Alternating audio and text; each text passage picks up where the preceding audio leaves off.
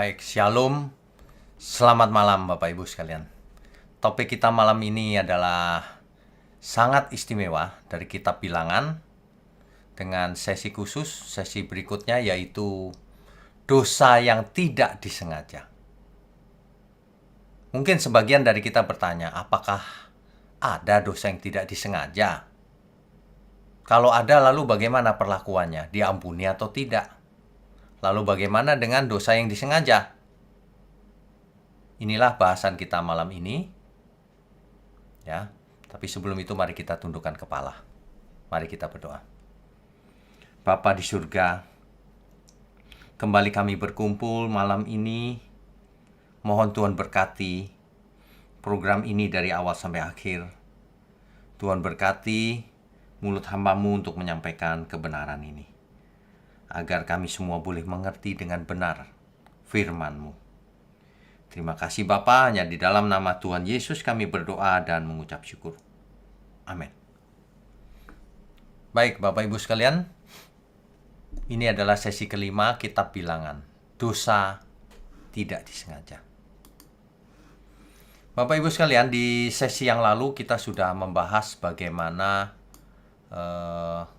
umat Israel menolak untuk masuk ke Kanaan, padahal sudah dekat. Mengapa? Karena 10 pengintai melaporkan hal yang negatif, yang membuat mereka takut untuk masuk ke Kanaan. 10 pengintai ini, mata-mata ini, melaporkan bahwa Kanaan itu bentengnya kuat. Kemudian orangnya besar-besar, sehingga kita seperti belalang di sampingnya. Sehingga semua orang ketakutan dan tidak mau ikut perintah Tuhan untuk masuk Kanaan. Mereka menolak. Bahkan mereka berusaha memilih pemimpin sendiri untuk kembali ke Mesir. Oleh sebab itu Tuhan menjatuhkan hukuman. Mereka akan mati di padang pasir. Tidak seorang pun masuk ke tanah Kanaan, negeri perjanjian, kecuali Yosua dan Kaleb. Mendengar hal ini, mereka berkabung, saudara.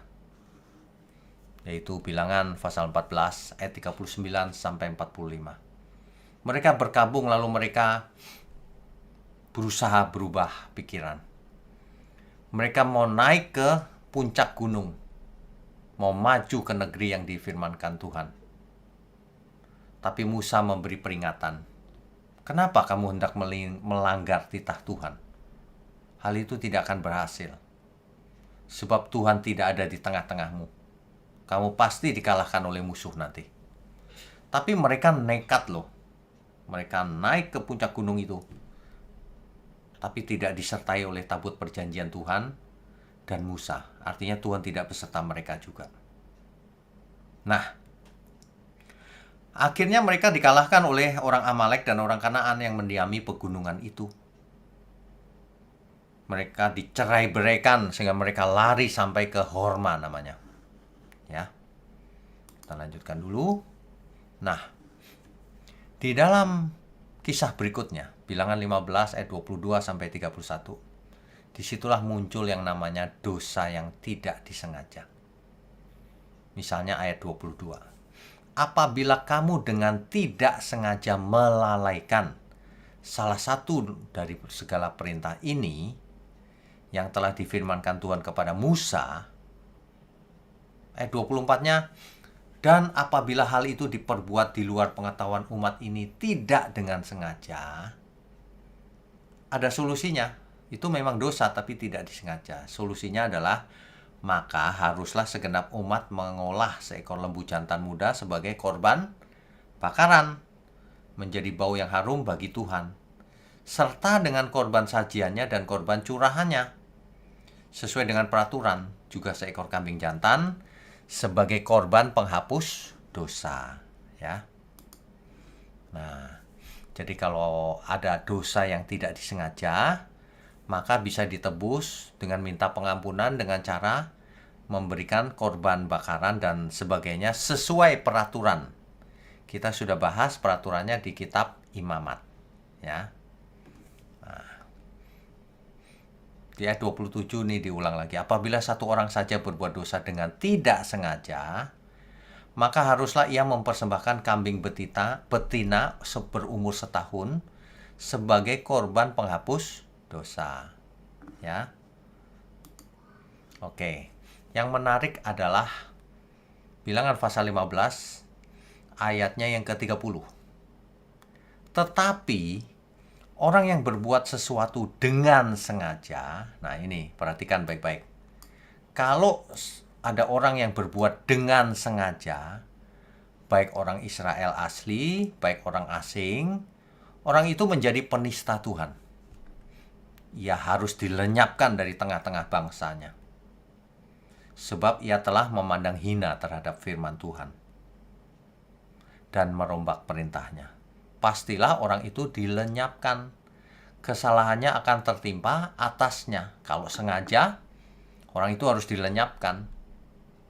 Kalau tidak sengaja, persembahkan korban untuk minta pengampunan. Begitu ya, Bapak Ibu. Di sesi yang lalu di kitab Imamat kita sudah pernah membahas hal ini, yaitu berbagai jenis persembahan. Ada 5 jenis persembahan. Korban bakaran, korban sajian, korban keselamatan, korban penghapus dosa, dan korban penebus salah. Dalam hal ini kita menyoroti, ternyata maksudnya adalah penebusan dosa yang tidak disengaja. Itu. Jadi untuk dosa yang disengaja, tidak ada solusinya ini. Tidak disengaja. Ini. Tidak disengaja, tanpa sengaja. Begitu ya. Ini sebenarnya sedang menekankan bahwa betapa seriusnya dosa itu. Jangan sengaja buat salah ya. Nanti kau tidak diampuni, kalau tidak sempat minta ampun. Ya. Jadi, Bapak Ibu sekalian, dosa yang tidak sengaja, tidak disengaja maksudnya, Tuhan pasti mengampuni orang yang melakukan kesalahan dengan tidak disengaja.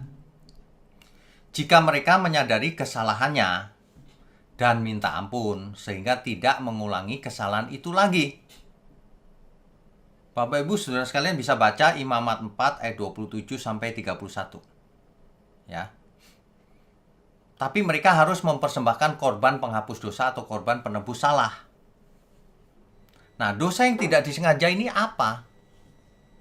Contohnya ini, menyentuh benda kudus atau terlalu dekat dengan tabernakel ketika orang tersebut dalam keadaan najis. Misalnya kalau seorang perempuan sedang datang bulan ya, menstruation, maka ia tidak boleh memegang benda yang kudus atau dekat-dekat dengan tabernakel. Tapi kalau ia lupa kemudian dekat-dekat, nah itu dosa yang tidak disengaja. Sedangkan untuk orang yang dengan sengaja berbuat dosa, di zaman Taurat, hukuman Tuhan pasti menimpanya. Orang seperti ini pasti terlihat dari ketidakhormatannya kepada Tuhan. Kok bisa sengaja berbuat dosa? Kok berani? Artinya ia menentang Tuhan. Tidak hormat terhadap kekudusan Tuhan. Itu artinya sengaja loh. Dulu Musa sengaja memukul batu itu karena ia panas hatinya, sehingga keluar air. Padahal Tuhan tidak memerintahkan untuk memukul batu itu. Ya. Nah, hukuman menimpa Musa akhirnya. Kita tahu di sesi-sesi yang lalu bahwa Musa akhirnya tidak masuk ke tanah perjanjian. Karena kesalahannya itu tidak hormat pada Tuhan. Itu sengaja, bukan tidak sengaja. Jadi segala dosa yang sengaja pasti mendapat sanksi dari Tuhan. Ya. Perbuatan dan sikap yang begini inilah yang mencelakakan manusia. Sengaja berbuat dosa. Sengaja melakukan kesalahan. Sengaja menyiarkan hoax. Sengaja memfitnah ke kiri ke kanan. Sengaja membunuh karakter seseorang. Sengaja korupsi. Sengaja selingkuh. Sengaja menghina orang. Pasti binasa orang seperti itu. Kita harus belajar serius nih malam ini. Sebab untuk dosa yang sengaja dilakukan, tidak ada pengampunan di zaman Taurat. Artinya apa? Itu sangat serius. Kamu jangan sengaja buat dosa. Itu meremehkan Tuhan namanya. Ya. Oke, kita lanjutkan ya. Ya. Di zaman Perjanjian Baru, di Yohanes 9 ayat 41 contohnya, Tuhan Yesus berkata begini untuk hal ini. Sekiranya kamu buta, kamu tidak berdosa. Tetapi karena kamu berkata, kami melihat, maka tetaplah dosamu. Tuhan ingin menekankan bahwa kalau kamu tidak mengerti, ya itu masih namanya juga tidak mengerti. Kamu nggak salah. Tapi kalau kamu mengerti, tapi tetap kau lakukan dosa itu, maka dosamu tetap. Itu Tuhan yang mengajar, ya. Nah, di Yakobus 4 ayat 17. Jadi, jika seorang tahu bagaimana ia harus berbuat baik, tetapi ia tidak melakukannya, ia berdosa. Jadi jangankan sengaja berbuat dosa, sengaja pasif saja. Tahu bahwa ia harus berbuat baik, tapi ia nggak melakukannya, maka ia berdosa. Jadi hari ini kalau kita tahu apa yang baik, tapi kita tidak lakukan, maka kita berdosa. Ya, ini zaman Perjanjian Baru loh. Ya, oke. Di Lukas 23 ayatnya yang ke-34, Yesus berkata begini, ya Bapa, ampunilah mereka. Mengapa? Sebab mereka tidak tahu apa yang mereka perbuat. Mengapa Tuhan Yesus berdoa seperti itu? Karena orang-orang itu membunuh Tuhan di kayu salib. Mereka tidak mengerti bahwa yang mereka salibkan itu adalah Tuhan.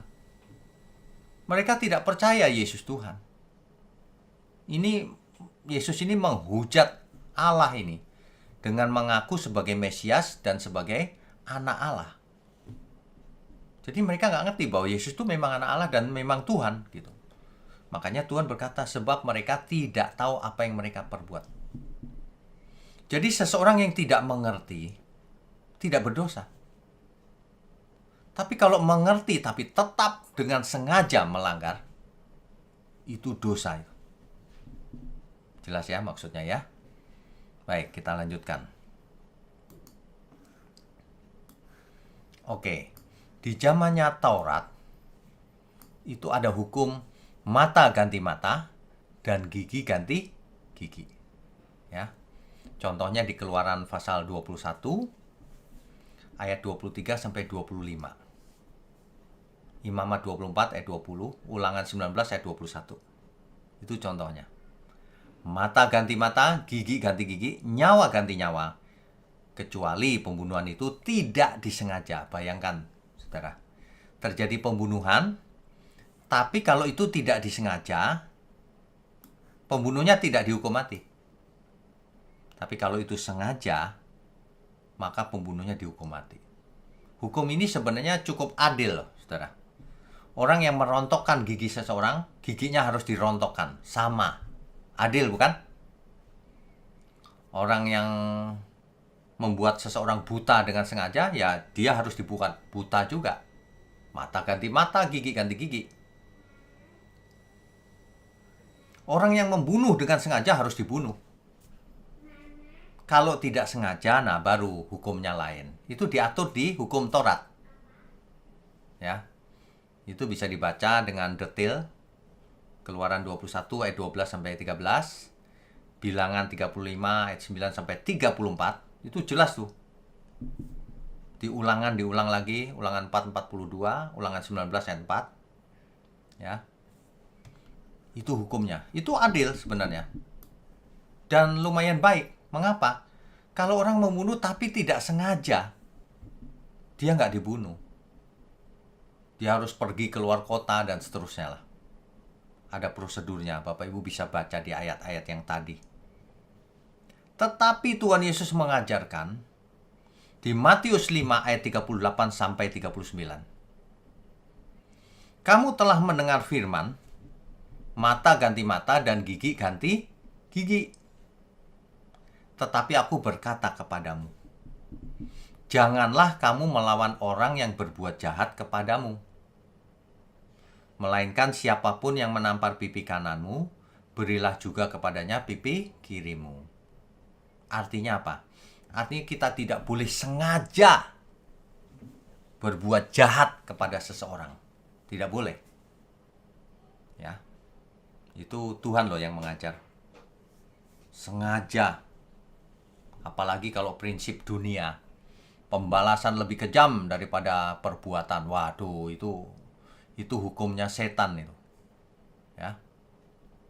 Tapi ingat, kesalahan yang sengaja dilakukan akan mendapat sanksi dari Tuhan. Sesuatu akan menimpa orang itu. Ya, itu pasti. Oke, kita lanjutkan dulu. Ya. Ada kasus di mana seseorang, ini menarik nih, sengaja loh murtad lagi. Ini kita baca ya dari Ibrani pasal 6 ayat 4 sampai 8. Ada kasus demikian nih, sebab mereka yang pernah diterangi hatinya, dan yang pernah mengecap karunia surgawi, dan yang pernah mendapat bagian dalam Roh Kudus. Siapa ini? Orang percaya bukan? Orang percaya. Dan yang mengecap firman yang baik, firman yang benar loh, bukan firman yang salah nih, dari Allah, dan karunia-karunia dunia yang akan datang, namun murtad lagi. Ini jelas loh padahal. Artinya apa? Orang yang sudah ada belajar firman dan sebagainya, bisa murtad lagi.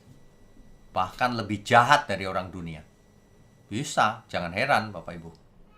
Ada kasus demikian nih di Alkitab. Bisa murtad lagi. Jadi teologi yang mengatakan, kalau Tuhan sudah memilih umatnya ini tidak bisa menolak, tidak bisa murtad lagi, salah. Karena ada kasus, sudah dengar firman yang benar kok. Masa Tuhan yang mengubah dia supaya jahat? Itu keputusan diri sendiri. Namun yang murtad lagi, ini jelas banget nih, tidak mungkin dibaharui sekali lagi sedemikian hingga mereka bertobat. Nggak mungkin bertobat lagi. Kau sudah dengar firman, kau sudah mendapatkan Roh Kudus, kau sudah tahu karunia-karunia, tapi kamu balik lagi, murtad lagi. Persis seperti orang dunia, bahkan lebih jahat. Nggak mungkin bertobat lagi. Dengan apa kau ditobatkan lagi? Sudah ngerti firman?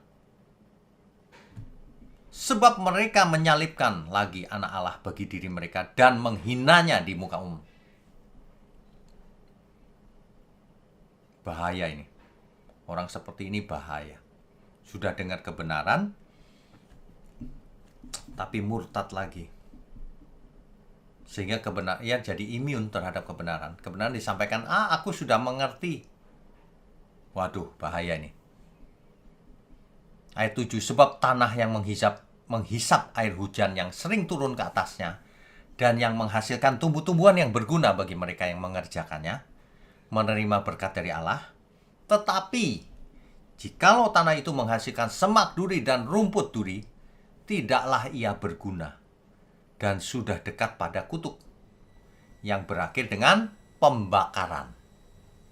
Ilustrasi ini hendaknya mengerti kita semua.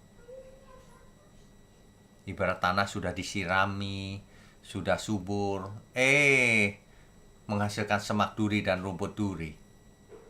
Ya, ia terkutuk, dekat dengan pembakaran. Begitu juga orang yang sudah punya Roh Kudus, mendengar firman, tapi jahat. Tidak ada lagi yang bisa membuat dia bertobat. Itu namanya sengaja. Ini dosa yang amat sangat sengaja ini. Udah mengerti kok. Ya. Oke. Di Alkitab juga berlaku hukum positif. Hukum positif maksudnya begini. Contohnya saya bacakan Lukas 19 ayat 26 ya. Jawabnya, Aku berkata kepadamu, setiap orang yang mempunyai, kepadanya akan diberi. Tetapi siapa yang tidak mempunyai, daripadanya akan diambil juga apa yang ada padanya. Jadi orang yang punya tanggung jawab, punya iman, ya akan diberi. Tapi orang yang tidak bertanggung jawab, tidak punya iman, apa yang ada padanya diambil sekalian. Buat apa kau dikasih talenta dan sebagainya, gitu. Di Lukas 12 ayat 48, tetapi barang siapa tidak tahu akan kehendak tuannya dan melakukan apa yang harus mendatangkan pukulan, ia akan menerima sedikit pukulan. Karena nggak tahu, nggak mengerti. Makanya berlaku hukum, setiap orang yang kepadanya banyak diberi, daripadanya akan banyak dituntut. Dan kepada siapa yang banyak dipercayakan, daripadanya akan lebih banyak lagi dituntut. Kita semua sudah menerima banyak, saudara. Mendengar firman yang benar, punya Roh Kudus,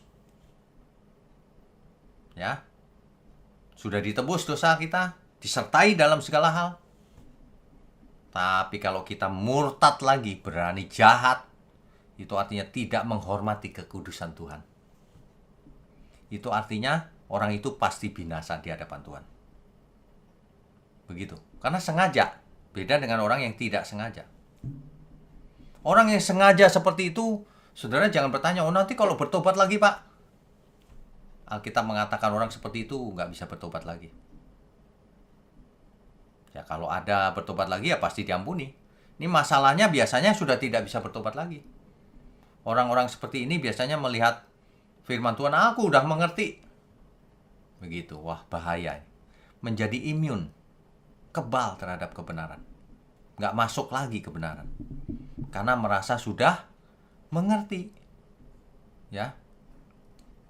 Jadi Alkitab atau firman kebenaran, perjanjian baru khususnya, itu bukan hanya hukum negatif yang merupakan kumpulan dari larangan-larangan. Jangan ini, jangan itu. Jangan membunuh, jangan mencuri, jangan menjadi saksi dusta dan sebagainya. Tetapi harus proaktif. Yaitu aku mau melakukan kehendak Tuhan. Bukan cuma jangan ini, jangan itu. Tapi aku mau melakukan kehendak Tuhan. Sebab berlaku hukum tanggung jawab. Yang diberi banyak, dituntut banyak. Yang bisa dipercaya, makin lebih banyak lagi dituntut. Begitu ya, Bapak Ibu ya. Kita teruskan dulu. Nah, jadi perjanjian baru itu, kalau perjanjian lama kan ada dosa yang tidak disengaja. Dan itu bisa diselesaikan dengan korban bakaran, korban penebus dosa, dan sebagainya. Tapi kalau di perjanjian baru, itu cuma satu. Kalau orang terkutuk itu nggak ada, udah selesai, sudah binasa dia. Di 1 Korintus 16 ayat 22 itu intinya. Siapa yang tidak mengasihi Tuhan, terkutuklah ia, Maranatha. Jadi orang yang tidak mengasihi Tuhan pasti binasa, pasti. Ya. Lukas 19 ayat 27. Seringkali orang berkata begini, kok Allah perjanjian lama tegas, kejam ya? Allah perjanjian baru itu lembut. Coba kita baca Lukas 19 ayat 27. Firman Tuhan demikian. Akan tetapi semua seteruku ini, yang tidak suka aku menjadi rajanya, bawalah mereka kemari dan bunuhlah mereka di depan mataku. Apakah kurang tegas? Sama. Allah yang sama itu nggak berubah. Ya, tegas. Artinya orang yang tidak suka Tuhan menjadi raja, ia pasti binasa. Itu artinya. Bukan kita disuruh membunuh, bukan. Ini gambaran bahwa mereka pasti binasa. Begitu ya. Makanya hidup ini adalah kesempatan satu-satunya untuk memilih apakah akan melanjutkan berbuat dosa secara sengaja dengan menolak Tuhan atau tidak mengasihi Tuhan, ataukah mengarahkan seluruh hidup ini supaya kudus dan mengasihi Tuhan. Coba kita bertanya pada diri kita. Kita itu sengaja mengarahkan hidup kita kemana. Jangan bilang nggak sengaja terus. Sengaja itu. Sengaja tidak takut Tuhan. Sengaja tidak mau belajar Alkitab. Sengaja tidak mau menolong orang yang membutuhkan pertolongan. Sengaja pelit. Dan banyak kesengajaan yang lain. Orang yang sengaja berbuat dosa tidak diampuni oleh Tuhan. Ya. Pertanyaannya begitu, sengaja diarahkan kemana hidup kita ini? Ibrani 9 ayat 27 memperingatkan kita semua. Dan sama seperti manusia ditetapkan untuk mati hanya satu kali saja, dan sesudah itu dihakimi. Kita akan mati cuma satu kali, tidak ada reinkarnasi menurut Alkitab. Langsung dihakimi. Harusnya mendengar firman ini kita semua ngeri, takut. Apakah aku masih berbuat dosa ya secara sengaja maupun tidak sengaja? Ayat 28-nya, demikian pula Kristus hanya satu kali saja mengorbankan dirinya untuk menanggung dosa banyak orang. Sesudah itu ia akan menyatakan dirinya sekali lagi, nanti akan datang sekali lagi, tanpa menanggung dosa lagi, bukan untuk penebusan dosa lagi, yang kedatangan kedua itu. Tapi untuk menganugerahkan keselamatan kepada mereka yang menantikan dia. Tuhan datang lagi, bukan untuk menebus dosa, tapi untuk menganugerahkan keselamatan kepada kita semua. Dan menghukum dunia dan seluruh isinya. Setan, roh-roh jahat, orang-orang fasik, orang-orang jahat. Itu maksudnya. Kalau kita tahu begini harusnya kita ngeri loh. Masalahnya orang tidak takut. Ya. Di Alkitab dicatat satu keadaan di mana dosa manusia tidak diampuni. Markus 3 ayat 29. Tetapi apabila seorang menghujat Roh Kudus, ia tidak mendapat ampun selama-lamanya, melainkan bersalah karena berbuat dosa kekal.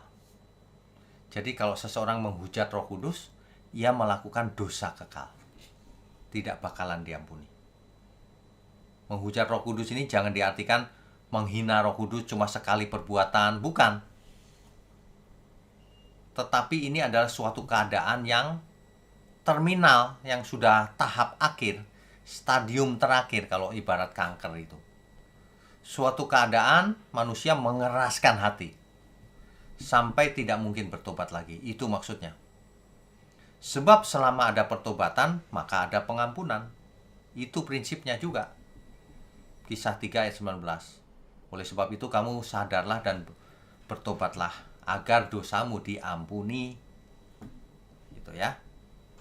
Jadi keadaan stadium terakhir ini, menghujat Roh Kudus ini, terjadinya tidak tiba-tiba, tapi melalui proses kesengajaan yang panjang, terus-menerus. Sengaja tidak taat firman, sengaja meremehkan firman, sengaja berbuat jahat terhadap sesama, terus sengaja. Sebab kalau tidak sengaja tidak mungkin sampai ke proses menghujat Roh Kudus. Itu pasti sengaja. Dalam Efesus 4 ayat 30, di situ ada istilah mendukakan Roh Kudus. Kalau seseorang masuk ke tahap mendukakan Roh Kudus, masih belum menghujat Roh Kudus, itu masih melanggar terus, berbuat dosa. Dan Roh Kudus akan ingatkan. Tahap berikutnya, kalau dia tidak mau diingatkan terus, maka dia memadamkan rohnya padam. Kalau rohnya padam, ia tidak bisa mendengar lagi teguran-teguran dari Roh Kudus. Tahap berikutnya barulah ia menghujat Roh Kudus. Sudah bablas, sudah tidak bisa diselamatkan lagi. Oleh sebab itu, janganlah sengaja berbuat salah. Jangan kita sengaja berbuat jahat. Nanti kita naik kelas terus sampai akhirnya menghujat Roh Kudus. Saya sudah melihat orang-orang yang tidak takut lagi sama Tuhan. Merasa sudah mengerti teologi. Di Perjanjian Lama, Perhatikan skema ini. Umat Israel harus melalui perantaraan para imam, kemudian imam besar, dan akhirnya masuk ke ruang Maha Kudus untuk mempersembahkan kurban-kurban, memercikkan darah, ditutup pendamaian, dan lain-lain. Itu sudah kita bahas ya. Tetapi pada kesempatan ini saya ingin ingatkan sekali lagi bahwa yang diampuni itu adalah dosa yang tidak disengaja. Jelas ya maksudnya ya? Oke, kita lanjutkan dulu. Ya. Di zaman itu kita tahu kan ada The Day of Atonement, hari pendamaian, di mana seorang imam besar mempersembahkan kambing. Darahnya masuk ke ruang Maha Kudus, dicipratkan semua. Kemudian satu lagi disebut Azazel, kambing hitam. Seorang imam akan menumpangkan tangannya di kepala kambing ini. Lalu kambing itu dilepas ke padang gurun. Maksudnya adalah lambang bahwa kambing itu membawa dosa-dosa umat. Ini hanya lambang, saudara. Itu pun untuk dosa yang tidak disengaja. Ya. Berikutnya. Nah, ini dia. Kita hidup di zaman perjanjian baru. Tuhan Yesus sudah mati di kayu salib. Satu-satunya imam besar, satu-satunya pengantara antara kita dan Bapa di surga. Ia duduk di sebelah kanan Allah Bapa. Melalui Tuhan Yesuslah kita menghampiri Bapa. Orang percaya yang menjadi imamat-imamat yang rajani mempunyai langsung akses ke imam besar untuk menghampiri tahta Bapa. Nah, dalam kasus ini bukan hanya dosa yang tidak disengaja yang diampuni. Segala dosa. Inilah yang menghibur kita semua bahwa dosa yang disengaja pun diampuni. Tetapi ingat, jangan buat dosa lagi. Sebab kalau seseorang setelah diampuni kemudian sengaja berbuat dosa lagi, maka sudah tidak ada ampun lagi. Hati-hati itu. Ya. Jadi sebenarnya ini cukup mengerikan. Tidak ada penyalipan kedua lagi. Alkitab mencatat. Ada orang-orang yang murtad lagi tadi itu. Ia seolah-olah menyalibkan kembali anak Allah. Itu menghina sebenarnya. Yang Maha Tinggi turun supaya kita dosanya dihapuskan dan jangan ada dosa lagi. Ya. Nah, kalau dulu darahnya darah domba, sekarang darah perjanjian. Inilah darahku, kata Tuhan Yesus. Darah perjanjian yang ditumpahkan bagi banyak orang untuk pengampunan dosa. Dosa yang mana? Semua dosa. Dosa yang disengaja maupun dosa yang tidak disengaja. Amin ya, haleluya. Oke, kita lanjutkan. Di Ibrani pasal 9 ayat 27 dan 28. Dan sama seperti manusia ditetapkan untuk mati hanya satu kali saja, dan sesudah itu dihakimi. Mengapa? Karena anak domba Allah darahnya sudah dicurahkan. Sekarang kita diberi kesempatan kedua. Apapun dosamu sudah diampuni. Supaya kamu jadi anak Allah. Supaya kita semua jadi anak Allah. Jangan sengaja buat dosa lagi. Ya. Di ayat 28 ditekankan sekali lagi, demikian pula Kristus hanya satu kali saja mengorbankan dirinya untuk menanggung dosa banyak orang. Sesudah itu ia akan menyatakan dirinya sekali lagi tanpa menanggung dosa lagi. Jadi hari itu kalau Tuhan datang, masih ada yang berdosa dengan sengaja, hidup dalam dosa maksudnya, maka tidak ada ampun lagi. Tidak ada penebusan lagi. Inilah perjanjian yang terakhir dari Tuhan sendiri loh. Mari kita tanya lagi hidup kita sengaja diarahkan kemana hidup kita ini, ya. Rabu depan sesi ke-6 topiknya adalah pemberontakan terhadap Tuhan. Ya. Oke, kita stop dulu sharingnya. Baik. Bapak Ibu, malam ini kita sudah belajar bahwa ada dosa yang tidak disengaja. Ini bicara soal sikap hati. Ketika seseorang berbuat salah, apakah ia sengaja atau tidak? Sebab ada orang yang merencanakan dari dalam hatinya kejahatan. Nah, itu dibedakan tuh. Dosa yang tidak sengaja, ya orang itu tidak salah. Dosa yang karena orang itu tidak mengerti lalu ya buat salah, ya ia tidak bersalah, kata Tuhan Yesus. Tapi yang parah adalah ketika kita sudah mendengar firman, kita tahu bahwa Yesus Tuhan, kita tahu bahwa kita sudah dibeli lunas, kita tahu bahwa Roh Kudus sudah dimeteraikan dalam diri kita, dan Allah turut bekerja untuk mendatangkan kebaikan bagi kita. Kita mengerti loh itu. Tapi kalau kita masih berani tidak menghormati kekudusan Tuhan. Tidak menghormati kekudusan Tuhan itu dengan cara apa? Dengan cara melanggar firman. Dengan cara tidak menyukakan hati Tuhan. Antara lain, iri hati sama sesamanya. Yang lebih sukses, yang lebih kaya, yang lebih populer, yang lebih dari dirinya. Ia iri hati, itu tidak menghormati kekudusan Tuhan. Ia sombong meninggikan diri. Itu tidak menghormati Tuhan. Ia takut terhadap segala macam dunia ini. Itu tidak menghormati Tuhan karena ada Roh Kudus dalam diri kita. Oleh sebab itu Bapak Ibu jangan pernah takut terhadap setan, roh-roh jahat dan sebagainya. Roh Kudus tinggal dalam diri kita. Jangan sengaja takut. Ya. Tuhan tidak berkenan. Kalau seseorang sengaja merencanakan pembunuhan, ia pasti mati. Pasti binasa. Gak ada ampun. Tapi kalau orang tidak sengaja, diampuni.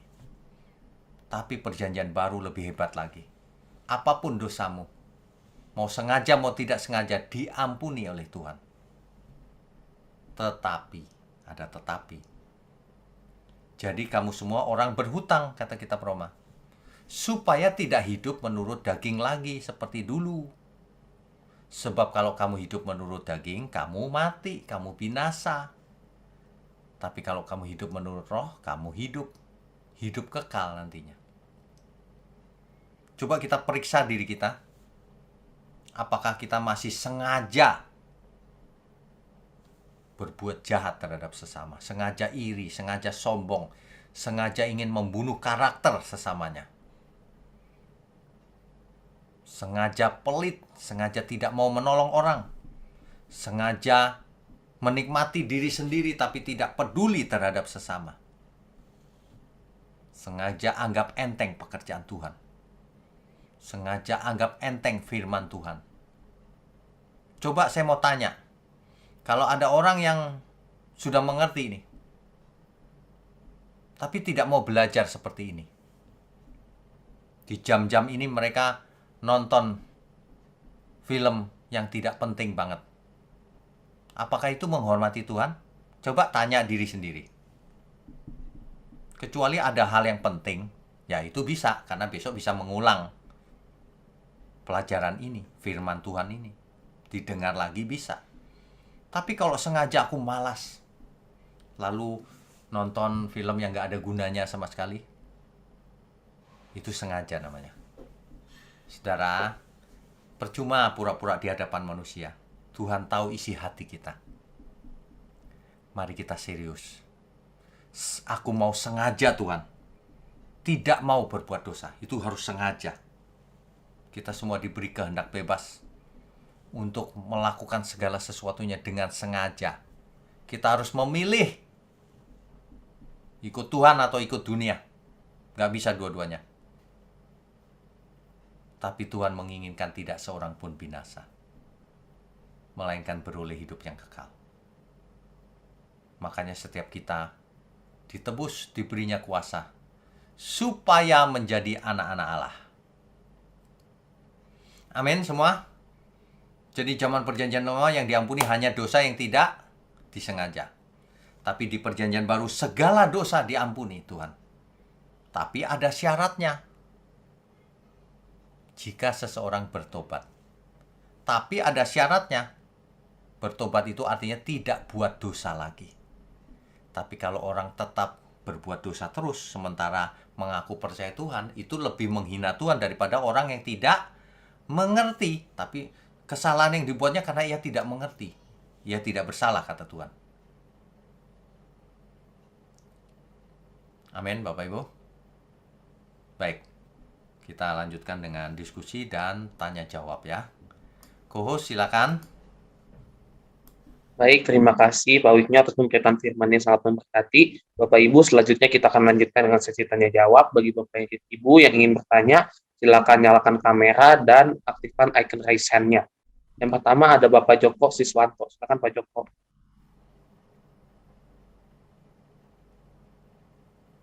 Selamat malam Pak Wisnu. Selamat malam Pak Joko, silakan. Waduh, ini topiknya luar biasa banget Pak. Dalam banget Pak. Jadi saya juga baru sadar ternyata banyak dogma atau doktrin di firman Tuhan di gereja-gereja itu hanya sampai selamat begitu aja. Ya. Dan ikutin di YouTube juga orang banyak salah gitu loh. Ya. Orang Kristen enak ya, selamat, hanya ngaku dengan mulut dengan hati, percaya, selamat gitu. Ongkang-ongkang kaki selamat gitu. Ternyata mungkin mereka berpikir begini Pak, mungkin mereka berpikir gini, ketika masuk ke surga ditanya KTP-nya. Oh, KTP-nya Kristen boleh masuk surga gitu kali ya. Ya itulah. Ternyata ada sebuah perjuangan, ada sebuah kerja karena keselamatanmu. Jadi firman yang keluar dari mulut Allah itu akan tergenapi. Banyak yang terpanggil, sedikit yang terpilih gitu loh. Betul. Kadang-kadang saya ini juga, wah kalau matematikanya sempit banget, pintu sempit kan berat gitu Pak. Iya benar. Salib begitu ya. Betul. Nah ini banyak yang saya lihat hypergrace ya Pak ya. Hypergrace ya. Nah, hypergrace ya Pak, aliran hypergrace yang menyatakan sekali selamat tetap selamat begitu. Nah di sini ini betul-betul sekali selamat tetap selamat itu Calvinisme Pak. Oh gitu ya? Ya. Ya. Jadi pertanyaan saya Pak, mengapa setan itu atau iblis atau Lucifer ya itu tidak ada dosa diampuni Pak, sedangkan manusia gambar Allah itu bisa diampuni begitu Pak? Baik, ini pertanyaan bagus sekali nih.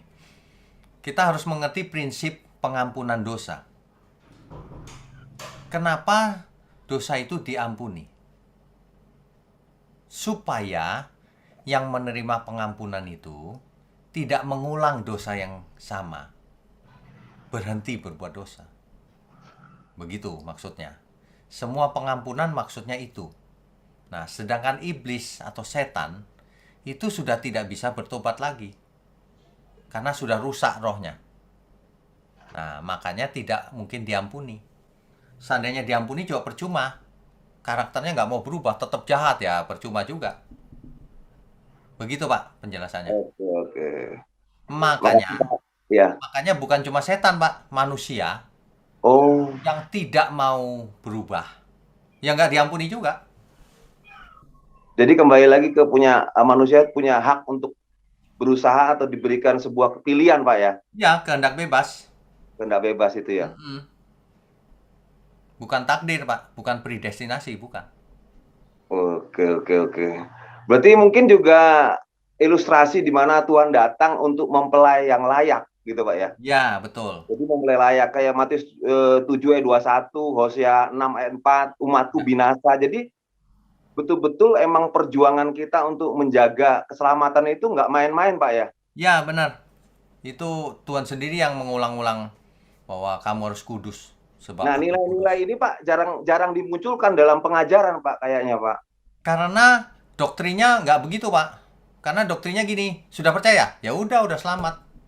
Nah, itu banyak ya soalnya mungkin jemaatnya takut kabur mungkin Pak ya. Ya, Karena ini pengajaran keras gitu loh Pak. ya benar. Jadi kalau sudah percaya Tuhan, ya kita tidak merokok, tidak itu salah satu yang mengotori bait Allah gitu ya. Ya, Itu terus tidak dugem, tidak selingkuh, ya, hal-hal yang 10 hukum Taurat aja lah begitu loh. ya, minimal Nah, itu itu. kan harus berjuang Pak.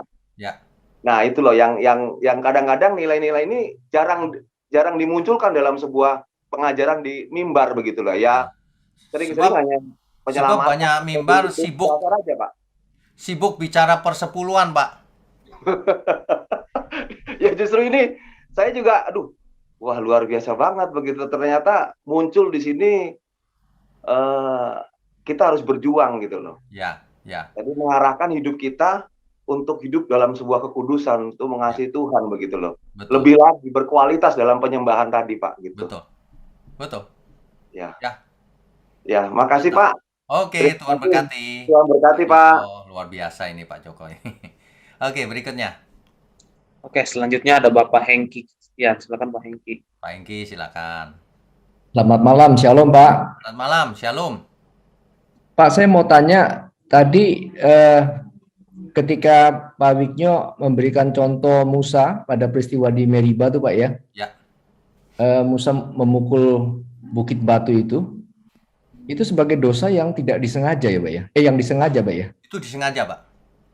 Tetapi kan kalau menurut Taurat kan dosa yang disengaja di bilangan 15 tadi itu kan harus dilenyapkan Pak. Kenapa Musa tidak dilenyapkan tapi hanya diberi konsekuensi atau hukuman tidak boleh masuk ke tanah terjanji Pak ya? Ya, itu kan prinsip dasarnya itu dilenyapkan Pak. Tapi keputusan akhir kan memang masih pada Tuhan. Lagi pula hukum perjanjian lama itu kan di override oleh perjanjian baru. Di override itu di apa ya? Anulir Pak atau disempurnakan di perjanjian baru. Jadi di perjanjian baru ternyata semua dosa mau disengaja maupun tidak itu diampuni. Tapi ada tapinya tadi itu, jangan sengaja berbuat dosa lagi, nggak ada ampun lagi setelah itu. Gitu. Atau mungkin karena Musa kemudian kan ketika ditegur mungkin dia menyadari dan dia mungkin bertobat kali Pak ya. Ya, itu benar juga. Betul. Makanya kalau baca ayat Alkitab tidak boleh kaku. Harus sampai perjanjian baru. Bayangkan kalau bacanya perjanjian lama tok, jadi yang diampuni adalah dosa yang tidak disengaja. Tapi kalau sampai perjanjian baru, segala dosa sudah diampuni di kayu salib. Tapi jangan buat dosa lagi, gitu. Ya. Kekurangan dari orang yang belajar hanya perjanjian lama nanti salah dia pengertiannya. Nggak lengkap.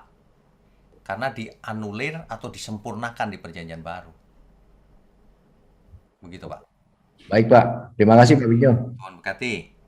Ya, God bless you. Berikutnya. Oke, selanjutnya ada Bapak Rafli Rinaldi. Silakan Pak Rafli. Pak Rafli, silakan. Ya, selamat malam Pak Wiknyo. Selamat malam. Pak, tadi tertarik mengenai kalimat atau frase kata murtad lagi Pak di Murtad ayat lagi, tadi ya? Pak ya. Ya. Ya. Ini kalau kita telah secara mendalam mengenai kata murtad lagi berarti sebelumnya itu sudah murtad Pak ya. Taruhlah ambil contoh begini Pak ya, kan di dalam kehidupan kita sehari-hari ini kan ada orang-orang yang misalnya sekarang sudah Kristen, tetapi karena keinginan untuk naik jabatan atau kedudukan ataupun menikah dengan pasangan yang tidak seiman, dia pindah ke agama Pak ya. Nah setelah semuanya itu berlalu, dia kembali lagi ke Kristen atau satu waktu dia pindah lagi. Itu pengertian mengenai murtad lagi itu berarti yang kedua kali Pak ya? Atau bagaimana Pak menurut Pak Wiknyo? Sebenarnya kita semua itu orang murtad Pak awalnya. Terus lalu kita ketemu kebenaran, kita bertobat, kita memberi diri, belajar kebenaran, mau mengubah diri. Udah mengerti, udah dapat karunia dan sebagainya, murtad lagi. Balik lagi. Itu maksudnya. Oh, berarti ini cuma satu kali Pak jadinya ya? Kali. Bukan pengertian dua kali ya? Betul. Nah, ya oke.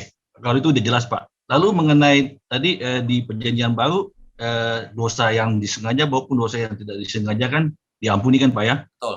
Sementara ada juga dosa yang tidak bisa diampuni, Pak, yaitu menghujat Roh Kudus kan, Pak ya. Betul. Nah, apakah kalau kita, berarti boleh saya tafsirkan kalau kita murtad itu kan sama saja dengan kita menghujat Roh Kudus, Pak. Kira-kira gimana, Pak? Begini, Alkitab sering menggunakan istilah berbagai macam, ya. Tapi kita harus tahu konteks utamanya apa. Artinya begini, kalau seseorang mengeraskan hati, lalu tidak mau bertobat lagi sampai ia mati, itulah stadium terakhir. Menghujat Roh Kudus atau mengeraskan hati, itu stadium terakhir tuh, Pak. Dan itu pasti tidak diampuni, sebab sampai mati kan, nggak bertobat, gitu. Nah, jadi berbagai kalimat ini memperingatkan kita sebenarnya. Jangan kita murtad lagi loh ya, sudah dengar firman nih. Sudah mengerti, sudah dikasih Roh Kudus. Nanti gara-gara hal lain murtad. Ya itu dia, Pak. Saya bilang tadi, kan kita kan sudah diberi Roh Kudus, tetapi kita murtad. Kita tahu ini bahwa kita sudah diberi Roh Kudus segala macam, karena kita kepengen kedudukan, pengen punya pasangan yang beda agama, kita pindah gitu loh, Pak. Nah ini tanda kutip bagaimana, Pak, terhadap orang seperti ini, Pak? Jika ia tidak pernah bertobat lagi sampai ia mati, ya itu sama itu, itulah murtad. Tapi kalau akhirnya ia kembali lagi Ya. dulu itu ya sebenarnya sederhana, Pak. Kalau sudah sampai perjanjian baru itu, yang tidak mengasihi Tuhan terkutuk. Gitu aja. Oke. Itu rumus Oke, terakhir, Pak. Pak. Jadi masa lalu kita apapun diampuni. Tapi ke depan jangan buat lagi. Nah, itu luar biasa itu, Pak. Kalau dulu perjanjian lama, Pak, dihitung-hitung, Pak, masa lalunya. Kita bisa ompong, Pak, gigi ganti gigi, mata ganti mata, bisa buta kita. Iya. Kita ke gereja banyak orang cacat, Pak, nanti. Iya. Mencuri tangan dipotong. Dulu kita kecil mungkin mencuri pensil atau apa, kita nggak tahu kan. Potong itu, waduh, kita cacat semua kita. Nah, sampai perjanjian baru, dosamu, meskipun dosamu merah seperti kirmisi, akan menjadi putih seperti salju. Oke. Waduh, itu luar biasa itu. Tapi jangan buat dosa lagi. Nah, ini. Iya. Itu. Ya. Ya. Oke, thank you, Pak Wigno. Oke, itu Jelas, Pak. Makasih, Pak ya. Malam, Pak Wigno. Malam. Pak, saya sedikit ada kutipan nih, Pak ya. Saya waktu Natal kebetulan saya dapat buku di gereja kami di Sari Pluit, kumpulan surat gembala, Pak. Oh, oke. Nah, judulnya ini hanya masalah waktu. Ya. Itu, Pak, di halaman 3, Pak, di alinea kedua. Ya. Tadi saya mau tanya Bapak tadi pagi, mau saya foto, lupa saya, Pak. Gitu. Itu dikatakan, Pak ya, ada di antara kamu yang merasa tidak sebagai orang jahat. Kamu tidak terbukti melakukan pelanggaran moral. Kamu terhormat di masyarakat karena hidupmu santun. Kamu pergi ke gereja memuji namaku. Kamu merasa bahwa hidup kerohanian sudah cukup memenuhi standar. Padahal di mataku keadaanmu masih jauh dari apa yang dikehendaki oleh Bapa. Di sini membuat saya tuh kayak apa, Pak? Saya bergetar gitu, Pak. Bergetarnya apa? Saya nggak pede, Pak, sebagai orang Kristen, Pak. Ini orangnya sudah santun, moralnya bagus, di mata masyarakat bagus, rajin ibadah. Apalagi yang Tuhan tuntut gitu loh. Sementara ini kan tulisan Pak Erastus, ya. Ini kan tulisan Pak Erastus. Jadi artinya ini bukan firman gitu, Pak, tapi pandangan gitu kan. Nah, dari orang yang artinya menjadi sebagai bapak rohani yang saya anggap senior saya, bapak rohani senior saya gitu, Pak.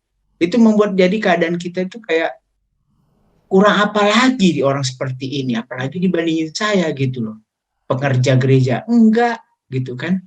Nah ini dikatakan seperti itu, Pak. Kalau boleh Bapak lihat tuh halaman 34 alinea 2. Saya mengerti. Jadi bergetar saya, Pak, gitu, Pak. Ya. Ini gimana saya masuk perang baru? Saya mengerti. Jadi maksudnya gimana, Pak? Jadi begini, jangan pernah kita itu merasa kalau Bapak tidak jadi aktivis, tidak jadi pengkhotbah, maka status di hadapan Tuhan lebih rendah. Bukan, tidak begitu. Itu ajaran lama itu salah itu. Yang benar kita di hadapan Tuhan itu sama. Yang beda adalah bagaimana kita meresponi Tuhan. Nah, yang diberi banyak dituntut banyak. Kalau seorang berkhotbah, ia dituntut lebih banyak, harus menjadi hidup kudus. Contoh, Lalu udah khotbah tapi hidupnya jahat lah. Itu bagaimana, kan nggak cocok jadinya, ya kan? Jadi orang zaman dahulu, orang Farisi itu ahli Taurat loh. Dia hafal bahkan ayat-ayat Alkitab. Iya, dia hafal, dia menguasai. Tapi dia jahat. Kalau lihat orang berbuat dosa yang ingin hukum dengan memakai aturan agama, hukum Taurat. Ingin membunuh orang yang berbuat dosa. Itu jahat di mata Tuhan itu. Nah, zaman sekarang ya kita periksa diri kita masing-masing. Yang diberi banyak, dituntut banyak. Jadi kalau di luarnya santun gitu ya. Tuhan kan nggak melihat luar. Tuhan lihat hati. Ya kan? Jadi kalau ada orang yang santun, kelihatannya luar, hati-hati, jangan tertipu oleh kesantunannya. Ya. Beda dengan saya ngomongnya ceplos-ceplos begini. Ya. Kalau ada orang yang santun gitu, lihat saja perbuatannya, apakah santun juga atau enggak. Oh, sekarang santun, nah nanti lihat. Karena kebenaran kan terungkap sesuai fakta soalnya. Jadi kita harus tidak boleh merasa minder dengan, waduh aku tidak melayani Tuhan di gereja maksudnya. Melayani Tuhan tidak harus di gereja. Seluruh hidup kita apakah Tuhan berkenan, gitu aja. Sederhana gitu Pak. Ya, itu maksudnya. Jadi jangan melihat kalau di gereja pasti lebih tinggi rohaninya. Belum tentu. Amin ya. Oke, Tuhan berkati. Berarti ini sedikit Pak, kembali ke diri kita juga gitu Pak ya. Karena ini cukup hari ini mau terngiang-ngiang di kepala saya gitu Pak, bahwa orang seperti ini aja Tuhan nggak menginginkan gitu loh Pak. Ya. Jadi saya teringat Matius 7:21. Jadi benar-benar hidup kita ini benar-benar harus tulus Pak ya. Tulus setulus-tulusnya di hadapan Tuhan Pak ya. Jangan manipulasi Tuhan Pak ya. Memang nggak bisa ya Pak ya. Ya, nomor 1 itu ketulusan hati. Jangan kepura-puraan santun dan sebagainya. Tuhan nek lihat itu. Ya saya kalau doa pagi itu gitu Pak. Saya bilang Tuhan, saya nggak mau manipulasi Engkau Tuhan dengan permintaanku. Gitu Pak. Tulus salah itu Pak ya. Tulus saja. Kita kalau ketemu Tuhan tulus saja, nggak usah pakai bahasa yang indah-indah lah, apalah. Apa adanya aja kita bagaimana gitu. Tuhan pasti disukakan dengan itu, ketulusan. Ya. Kasih Pak. Dilanjutkan oleh Ibu Jenny Sutanto. Silakan Bu. Gini Pak, ini ya. Saya dari tadi pengajaran Bapak tentang dosa yang tidak diampunin dan dosa yang diampunin. Yang saya sendiri gitu sambil dengar, tapi sambil berpikir. Tadi ada Bapak nanya yang malaikat yang tidak bisa diampunin. Mungkin malaikat itu mau menyaingin Tuhan dan sombong gitu bahwa kan katanya suaranya bagus lah apa segala macam. Nah, dalam pikiran saya gitu, oh orang bisa murtad karena dia merasa dia lebih dari pengajaran Tuhan, lebih dari firman Tuhan. Itu juga salah satu kesombongan. Nah, Allah paling benci itu orang sombong. Kan ada kan ayatnya. Nah, jadi saya mikir salah satu dosa yang paling ini ya sombong mungkin ya. Kalau sombong orang lain nggak lihat. Kita sendiri tahu dan Tuhan tahu. Betul. Ya orang lihat kita nggak sombong. Tapi kita dalam hati kan ada satu misalnya gitu. Kita bisa apa gitu, pinter khotbah atau pinter nyanyi apa gitu kan kayaknya wah gue bagus nih nyanyi Tuhan ini apa gitu kayaknya lebih pinter dari Tuhan lah, lebih pinter dari itulah gitu. Apa itu pikiran saya bener nggak? Allah paling benci sombong itu. Memang manusia bisa murtad itu karena kesombongan. Orang bisa melakukan dosa juga karena sombong. Dia merasa, saya melakukan dosa, Allah juga ini. Itu kan satu kesombongan. Segala sesuatu dari kesombongan. Itu benar nggak? Itu benar sekali. Jadi ketika si Lucifer itu, aku mau menyamai yang maha tinggi, itu sombong sekali. Ketika Hawa mendengar suara si ular, bahwa kalau ia makan buah itu, ia akan menjadi seperti Allah. Itu sombong sekali itu. Ketika Kain sakit hati terhadap adiknya Habel, kenapa punyaku ditolak, itu sombong sekali itu. Kesombongan itu melahirkan banyak sekali karakter yang lain, iri hati. Kejahatan. Karena sombong dia iri sama sesamanya. Sombong. Kalau dia rendah hati kan dia nggak iri. Dia iri, mestinya aku tuh gitu. Nah, itu kesombongan itu luar biasa itu. Menjadikan diri seseorang berhala. Akhirnya dirinya jadi berhala. Makanya musuh terbesar orang adalah dirinya sendiri sebenarnya. Gitu, Bu. Bapak ngajar gitu, dalam pikiran saya tuh kayaknya segala sesuatu itu dosa, segala sesuatu itu dari kesombongan deh gitu dalam hati saya gitu. Iya. Jadi saya pengen tanya gitu. Sekarang begini, kalau orang tidak mau mendengar suara Tuhan, lebih mau mendengar suara yang lain atau lebih mendahulukan kepentingannya sendiri-sendiri, sombong nggak itu? Tuhan aja nggak mau dengar dia. Sombong, iya kan? Berarti benar ya dalam hati saya berpikir. Benar. Cuma kesombongan itu nanti keluarnya dalam bentuk macam-macam, Bu.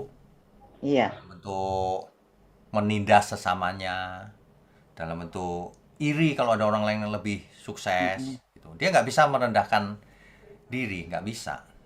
Tidak bisa berjiwa besar menerima. Nggak bisa, nggak mungkin.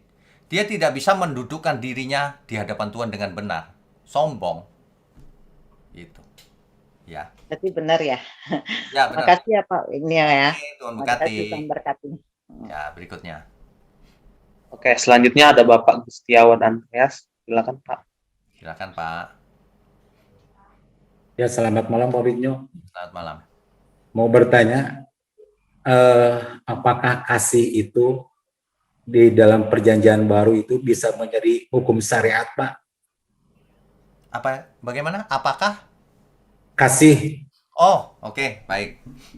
Di perjanjian baru tidak mungkin menjadi hukum syariat. Mengapa? Karena dari awal sudah dinubuatkan oleh Nabi Yeremia bahwa aku akan menaruh hukumku. Nah, hukum yang tadinya bentuknya syariat Taurat itu, Pak, di dalam akal budimu, di dalam hatimu, di dalam perasaanmu. Nah, itu akibatnya apa? Tidak jadi syariat. Itu sebabnya. Tapi kalau kasih gitu, Pak? Ya. Kasih. Itu bukan syariat, Pak. Itu kalau mau disebut syariat, ya terserah. Hukum yang terutama, ingat, kasihlah Tuhan Allahmu dan kasihlah sesamamu. Itu hukum yang terutama. Nah, itu berlaku sampai selama-lamanya. Nah, itu mau disebut syariat atau apa ya terserah. Tapi syariat bukan itu, Pak. Syariat itu biasanya sekumpulan banyak aturan. Gitu. Oh, gitu. Oke. Itu ya, terima kasih, Pak. Aja, Pak. Disebut Tuhan berkati. Tuhan berkati. Sebelum kita akhiri, kita tundukkan kepala dulu yuk. Mari kita berdoa. Bapa di surga, terima kasih Tuhan. Dalam banyak kesibukan di antara anak-anak-Mu ini, mereka menyempatkan diri untuk belajar dengan sungguh-sungguh firman kebenaran ini. Berkati hidup mereka, baik berkat jasmani maupun berkat rohani. Terima kasih Tuhan, Tuhan berkati tangan-tangan yang mendukung gerejamu ini. Tangan-tangan yang mendukung untuk mendistribusikan, membagikan, share pelajaran ini kemanapun mereka membagi. Terima kasih Tuhan. Sebelum kami akhiri, kami mau sambut segala berkat yang turun dari surga. Baik berkat jasmani, berkat rohani, kesehatan, umur panjang, agar hidup kami berguna bagi pekerjaan Tuhan. Agar hidup kami menjadi berkat bagi dunia yang gelap ini. Terima kasih Tuhan, hanya di dalam nama Tuhan Yesus kami sudah berdoa dan mengucap syukur. Haleluya. Amin. Saudara sekalian, bicara soal kebenaran, setiap orang merasa benar. Makanya semua kecap dinomor satukan. Ada orang yang mengatakan saya paling benar, ini paling benar, itu paling benar. Mana sebenarnya yang paling benar? Oleh sebab itu, hadiri seminar 7 natur kebenaran dan aplikasinya. Seminar ini wajib dihadiri oleh para teolog, apologet, pengkhotbah, bahkan oleh para jemaat sendiri, agar kita bisa membedakan manakah yang benar, manakah yang salah. Inilah alat uji kebenaran yang sangat objektif dan alkitabiah. Pastikan saudara ikut, dan ajak seluruh saudara dan sahabat-sahabat. Bapak-bapak dan ibu-ibu yang terkasih dimanapun berada, yuk kita belajar pelajaran Alkitab bersama secara online setiap hari Rabu jam 7 malam bersama pendeta Bapak Wignio Tanto secara online, bisa melalui Zoom. Tetapi kita harus mendaftarkan dulu ke nomor berikut ini. Selamat bergabung dan Tuhan Yesus memberkati.